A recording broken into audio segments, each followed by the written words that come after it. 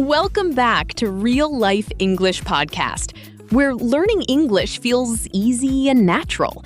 I'm Aria. Hi, Aria. It's great to be here again.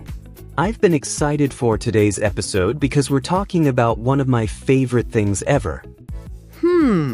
Let me guess, Ethan. Is it music? Or maybe travel? Nope, it's something even better. Today's topic is food.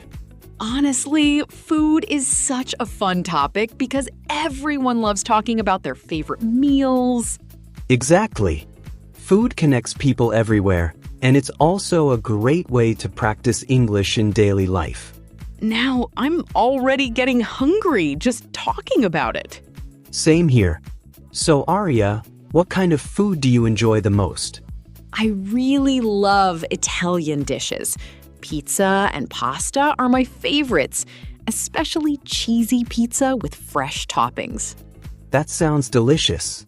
I'm more into Japanese food. I really enjoy sushi because it feels fresh and light. I like sushi too, but I don't really enjoy super spicy flavors. Too much wasabi is impossible for me. I understand that. Wasabi can be really strong. But tell me, is there any food you don't like at all? I'm not a big fan of broccoli. I know it's healthy, but I just don't enjoy the taste very much. That's funny because I actually love broccoli, especially with butter and a little salt. But mushrooms are something I never enjoy. A lot of people feel that way about mushrooms. Everyone has different tastes, and that makes food conversations interesting. By the way, Aria, you said, I don't really like, instead of I don't like. Is there a difference? Yes, there is. I don't like sounds stronger, while I don't really like sounds softer and more polite in conversation. That's actually very useful for English learners who want to sound more natural. Exactly. Small changes like that can make your English sound much smoother. All right, Aria, let's talk about breakfast. What do you usually eat in the morning? On busy mornings, I usually eat fruit or toast because I prefer something light and healthy. That sounds nice. I normally eat eggs with bread and drink a big cup of coffee before work. That sounds really healthy. I should probably start eating more fruit during the day. So, Ethan, what do you usually have for lunch? Most of the time, I eat lunch around noon.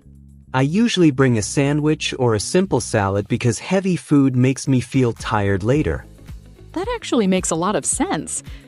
I usually prefer a bigger lunch with rice, grilled chicken, and vegetables because it keeps me full and energetic. Your lunch sounds amazing. Do you normally cook at home or do you buy food from restaurants? I often prepare meals at home, especially on weekends, and then take them to work. It saves money and feels healthier too. That's a smart habit.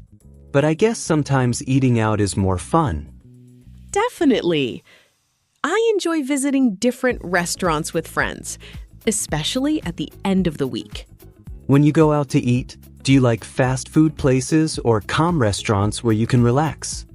Honestly, I enjoy both. If I'm busy, fast food is quick and easy. But when I have free time, I love sitting in a cozy restaurant and talking for hours. Same here. A good atmosphere makes food taste even better.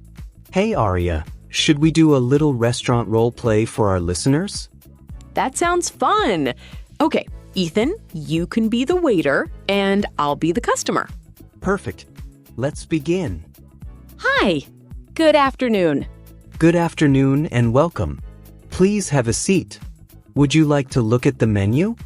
Yes, please. I'm really hungry today. Here's the menu.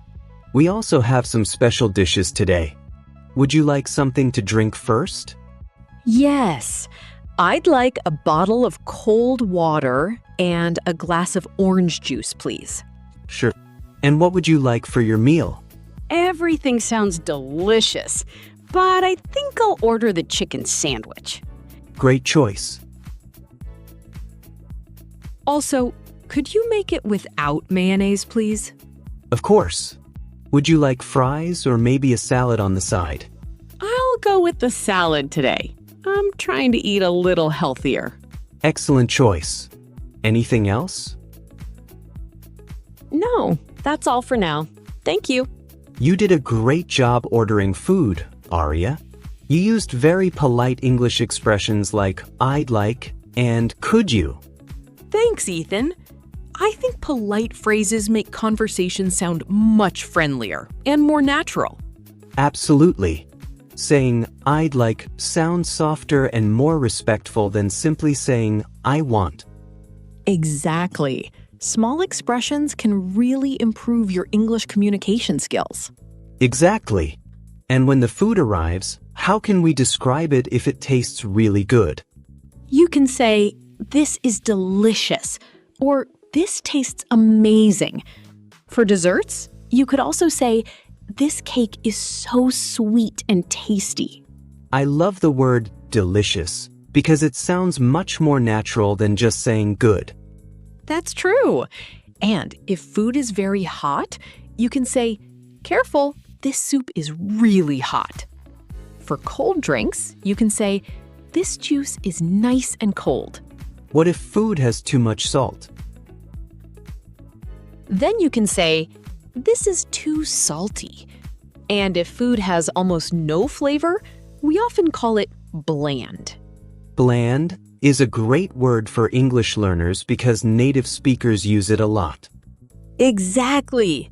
And if you're enjoying this episode of Real Life English Podcast, don't forget to subscribe and share it with your friends. Also, comment below and tell us your favorite pizza topping. All right, Ethan, let's talk about cooking. Do you enjoy cooking at home? Sometimes. I usually cook simple meals like pasta because they're easy and quick. I enjoy cooking more complicated meals, like roasted chicken with vegetables, because the smell is amazing. That sounds delicious. Do you follow recipes when you cook? Usually, yes, especially the first time. After that, I like changing a few things and adding extra flavors. I do the same thing with garlic because I add it to almost every meal.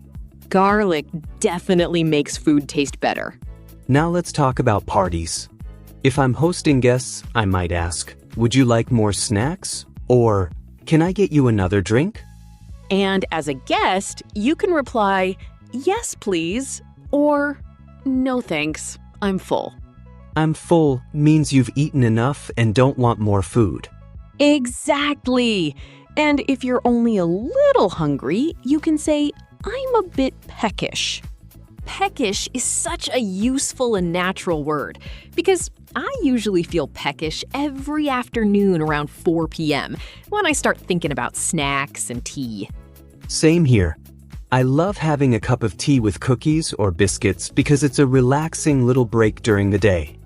Speaking of drinks, one very common phrase English learners should know is "I'm thirsty." And if you're extremely thirsty, you can also say "I'm parched." That's definitely an important sentence for travelers, especially when you're walking around a busy city all day in hot weather. Exactly. And another thing many English learners do wrong is saying "I have hunger." Because in English, we use the verb to be and say "I am hungry." Right. Just like we say, "I am tired," or "I am 20 years old," which sounds much more natural in English conversations. Ethan, do you have any funny or memorable restaurant stories to share with our listeners today? Actually, yes. One time I joined a spicy food challenge with my brother, and after eating one extra spicy chicken wing, my whole face turned bright red within seconds. That sounds painful. Did drinking water help at all, or did you need something stronger? Water didn't help very much, but drinking cold milk made the burning feeling much better, so now I'm always careful with extra spicy food. I completely understand, because I enjoy a little spice in my meals, but I don't want my mouth feeling like it's on fire. All right, before we finish today's episode, Let's quickly review some of the useful English expressions we practiced together. Today we talked about favorite foods, daily meals, polite restaurant phrases, and descriptive words like delicious, salty, sweet, spicy, and bland. We also practiced natural expressions like I'd like, can I have the menu? And the important grammar phrase, I am hungry, instead of I have hunger. These simple expressions can really help you sound more confident and natural when speaking English with other people. Food is also one of the easiest conversation topics because people always enjoy talking about restaurants, recipes, and their favorite meals. We hope today's episode of Real Life English Podcast helped you learn some new vocabulary and useful everyday expressions. Thanks so much for listening, and don't forget to like, subscribe, and share this podcast with your friends who are learning English. Keep practicing every day. Stay confident, and we'll see you again in the next episode. Goodbye, everyone.